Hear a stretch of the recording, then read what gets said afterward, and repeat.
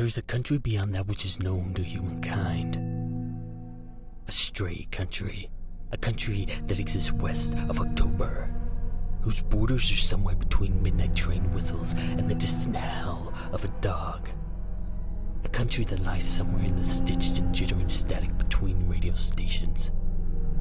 A country that drifts through America like a traveling salesman, but every now and then stops to nest on a small town, a small church, a single street, and maybe, just maybe, some kind of delayed radio broadcast you've stuffed in your ears.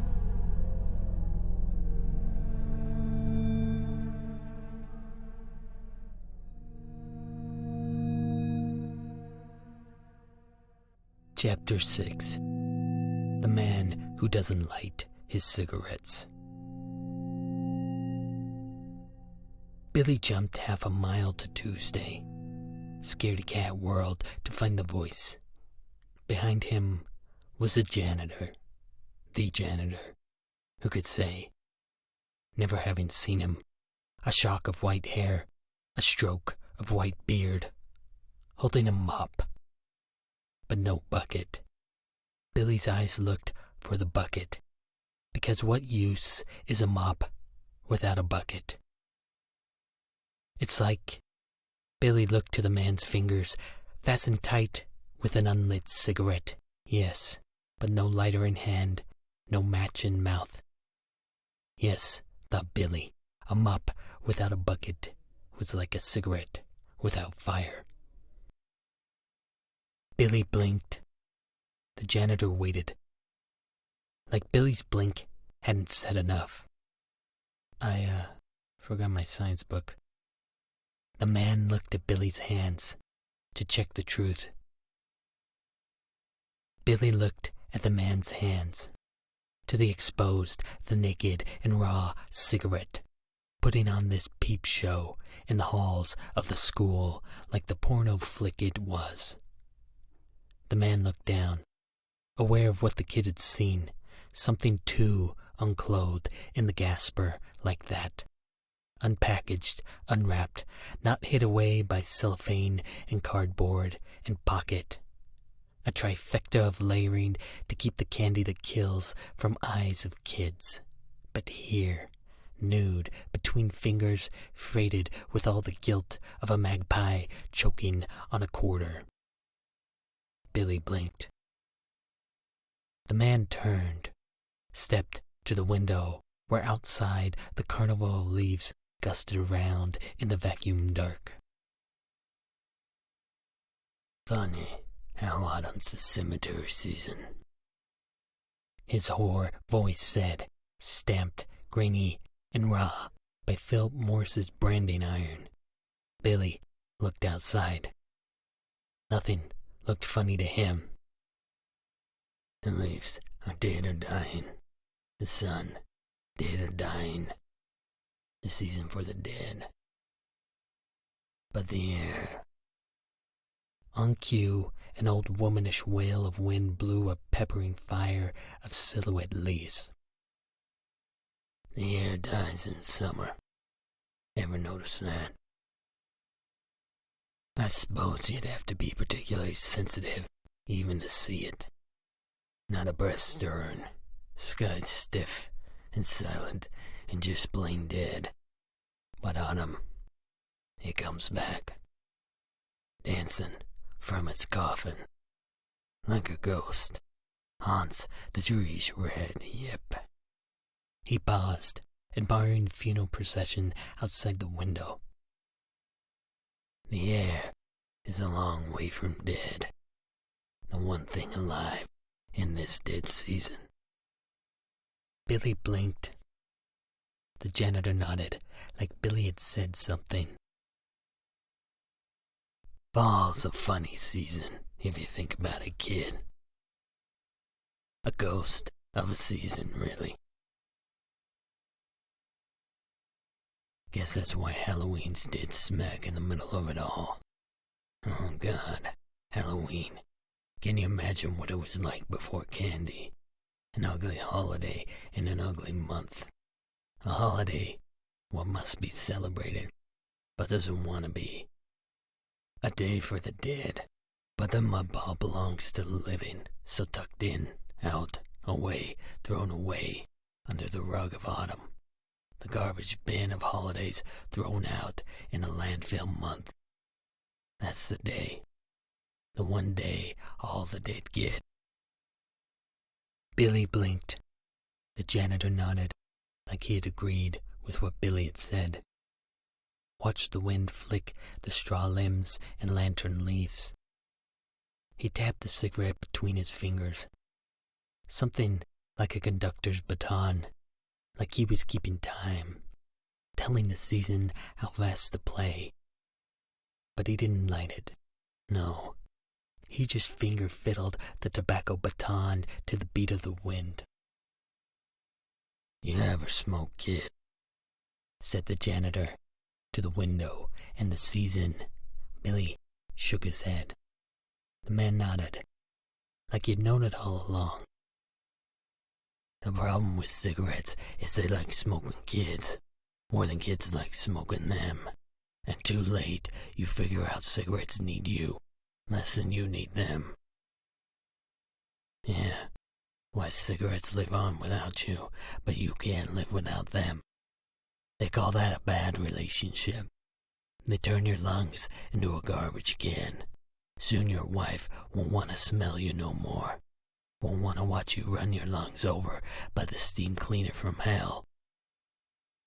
She'll say it's me or the cigarettes, and when you put together an old woman against the shuck and the hum of fire in a man's lungs, you don't want to know what wins. Me or the cigarettes.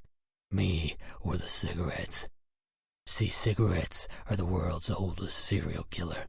And if you got something that won't stop it killing people, you think he'll think twice about killing a marriage or a wallet, 'cause then there's a cost.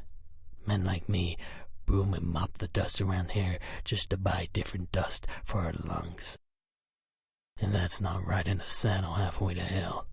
I don't know what is." Billy blinked. The janitor kept talking, like Billy had said, keep going.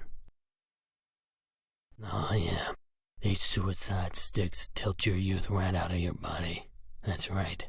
Like a carnival passing church on Sunday has a kind of gravity what no boy love of Jesus be damned can withstand. Out they pour, just to be lost in midway cracks and sideshow alleys. About your age is when your ears tune in to the sirens' beck and call. They were singing before, sure, but you just couldn't hear 'em. But junior high is the best way to make a growing boy feel like a kid again. And the most convenient way to grow up fast is to shuck your lungs with St. Elmo's fire. To burn tobacco like a lot of witches and off the fumes. Why, that's not kid stuff. It's a horror film for your lungs. And what kid can stomach a horror film? So like a kid that can watch the whole of Texas Chainsaw Massacre and not bat an eye. Not blink to shut, but blink to wet, to keep an eye moist so it can stay open for all the bazaar of blood. Why, that's not a kid, is it? But a real man, because men can watch violence. Men can lick their lips and say more war, more gore, more dead bodies, more knives, more men swinging from nooses in trees. We are grinding up missiles like sausages. We will bury you. Yes, men can pound their knives and forks on the table when it comes to cracking open Poland and feasting on Jews. So yeah, cigarettes are the same kind of thing. A horror film for the lungs, and if a kid can suck the smoke and drag the ghost of dead tobacco leaves, well, then most certainly that kid isn't a kid anymore, right? But well on his way to becoming a man. Billy blinked. The janitor put his cigarette to lips, did not light it, sucked air through it. It sounded like another river going by. Outside, the pumpkin season strode by, tossing loose leaflets on the wind. tall trees passing on the propaganda. So, that's where it starts. The janitor turned from the window. He eyed Billy carefully, like he was reading the boy's fine print. Once, twice. Took his cigarette from his lips, put it back, all puzzling over the Pulp Fiction boy before him. You already got the cigarette, don't you, boy? Billy blinked twice. The janitor's speech, cigarette slurred on. You just haven't lit it yet. The janitor blinked, like Billy was a pamphlet, hard to understand. But you didn't buy it. His eyes narrowed. And no one gave it to you. At least. The man's lip-dangling cigarette stood still, reading Billy. The janitor was like a kid at a tall word, with no teacher or birch rod to help him over. Whatever he couldn't read in Billy, he tried to sound out. No one living did. The man's eyes looked away, like they were trying to see the crazy that had leaked from his own lips. But the lips, confused by the crazy, formed a question. You been getting cigarettes from the dead kid? Billy blinked. The janitor did not blink. Outside, the wind ran a hand over the river of freak show leaves. Inside, the school halls were very, very quiet. A boy looking, a janitor looking, wondering just what the hell to make of the other. There you are, Billy. God, what are you doing? Mom took my controllers away, said I couldn't give them back till I found you. I was all the way to Mr. Sandman. Round 3, he was down, the count was at 8. I might have beat him, but I don't know. Mom came in and yanked out the controllers. I barely got it paused in time. Then I had to come find you. I probably lost my rhythm, thanks a lot. Jack looked the janitor, starting from the shoes with a slow pan north to the cigarette. You can't smoke in school, Jack said. It's not lit, the janitor said. Still school? School's closed. Doesn't change anything, doesn't it? The man dropped the mop. The stick rattled the tile floor weak and tiny, like a bullet. Pissant and poor, and couldn't hurt anyone really, if only thrown, but loaded into the big gun chamber of an empty junior high school hall. Something built to take all the screams and squiggles of adolescence, used to focus fire one mop handle clatter. The boys had thought they'd heard Grandpa's shotgun, and the quiet that followed was just as loud. Jack and the janitor stood eyes deep, listening to the idiot lullaby of gunslinger silence. Standing country much closer to low midnight than high noon. Closed, thought Billy. Isn't a school like a library? Sure, they can lock the doors, seal the books up against the night, but you can't close it, can you? No one would ever tell a kid no more learning for today. Please stop. Put down the encyclopedia. Stuff up your ears and for God's sake shut tight that science book. Would they? But something the janitor had said. School is closed. Made Billy wonder, did this watchman of garbage know the school better by empty kid hours? Was something else coming? Was saying school's closed just a funny way of saying you kids don't want to be here? The man drew a ring of keys, picked up his mop. I'll be locking the doors. He pulled the fire-dry cigarette from his mouth and blew clean junior high air. The man began to disappear down the hall, carrying the mop in a clutch of head, upside down, dragging wood tail low and long, down the hall, wood clicking over between tile cracks like a metronome. Click, click, click, click, click. Jesus, talk about a nut job. Hey, did he touch you? Touch me? Yeah, it looks like one of them molesters or something.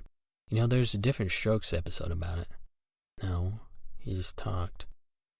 About what? Cigarettes?